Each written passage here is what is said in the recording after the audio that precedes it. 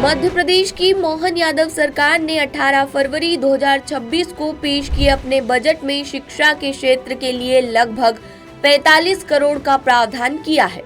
इस प्रावधान का उद्देश्य राज्य के शिक्षा क्षेत्र को सुधारने और बढ़ावा देने के लिए कई योजनाओं का विस्तार और सुधार करना है। लेकिन हाल ही में शिक्षकों की कमी पर कैग की जो रिपोर्ट सामने आई है उसने सभी को चौंका दिया है।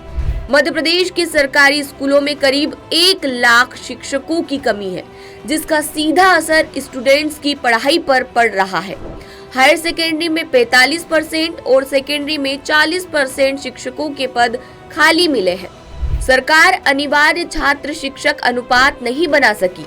दरअसल कैग की रिपोर्ट ने इसका खुलासा किया है।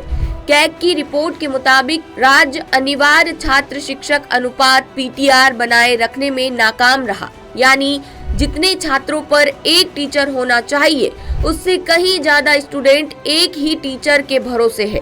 मिडिल स्कूलों में तय मानक 35 स्टूडेंट्स पर एक टीचर का है, यहाँ 37 स्टूडेंट्स एक शिक्षक पर डिपेंड है। सेकेंडरी स्कूलों में स्थिति और खराब है, जहां 30:1 का अनुपात होना चाहिए वहां 40 छात्र एक शिक्षक पर है। सबसे ज्यादा परेशान करने वाला हाल हायर सेकेंडरी स्कूलों का है, जहां 30 छात्रों पर एक शिक्षक की जगह 54 छात्रों को एक शिक्षक संभाल रहा है। यही वजह है कि हायर सेकेंडरी में 45% और सेकेंडरी में 40% शिक्षकों के पद खाली पाए गए। रिपोर्ट में ये भी सामने आया कि शिक्षकों की पोस्टिंग नामांकन के अनुरूप संतुलित नहीं है। ग्रामीण स्कूलों में रिक्तियां ज्यादा है, कुछ शहरी स्कूलों में स्थिति अपेक्षाकृत बेहतर है। जिला शिक्षा एवं प्रशिक्षण संस्थानों में भी बड़ी संख्या में पद खाली हैं। इससे टीचर ट्रेनिंग कार्यक्रम प्रभावित हुए। कैग ने संकेत दिया है कि यदि समय रहते खाली पद नहीं भरे गए तो पढ़ाई की क्वालिटी और रिजल्ट दोनों प्रभावित होंगे। वहीं रिपोर्ट में टेंडर प्रक्रिया और कॉन्ट्रैक्ट्स में गंभीर अनियमितताएं सामने आई है। कई मामलों में निर्धारित मानकों का पालन नहीं किया गया और पुराने टेंडर का ही इस्तेमाल कर काम सौंप दिए गए। ब्लैक लिस्टेड ठेकेदारों को बिना उचित मूल्यांकन के ठेके दिए गए। मध्य प्रदेश में GST के क्रियान्वयन पर नियंत्रक एवं महालेखा परीक्षक कैग की रिपोर्ट ने वित्तीय प्रबंधन पर गंभीर सवाल खड़े किए हैं। 31 मार्च 2023 तक की ऑडिट रिपोर्ट में साल 2018-19 से 2020-21 के बीच आकलन कर भुगतान और रिटर्न मिलान में बड़े पैमाने पर अनियमितताएं सामने आई।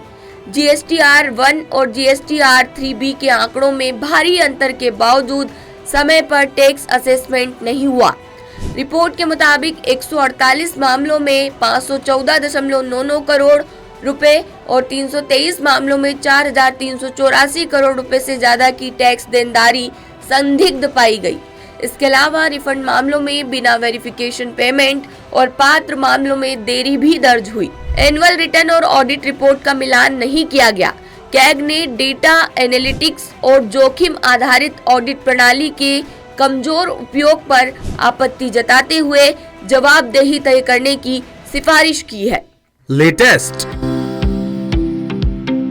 इन्वेस्टिगेटिव और इन डेप्थ खबरें देखने के लिए ज्वाइन कीजिए द सूत्र का व्हाट्सएप चैनल, सब्सक्राइब कीजिए यूट्यूब चैनल, लाइक कीजिए फेसबुक पेज और पढ़ते रहिए www.daसूत्र.com।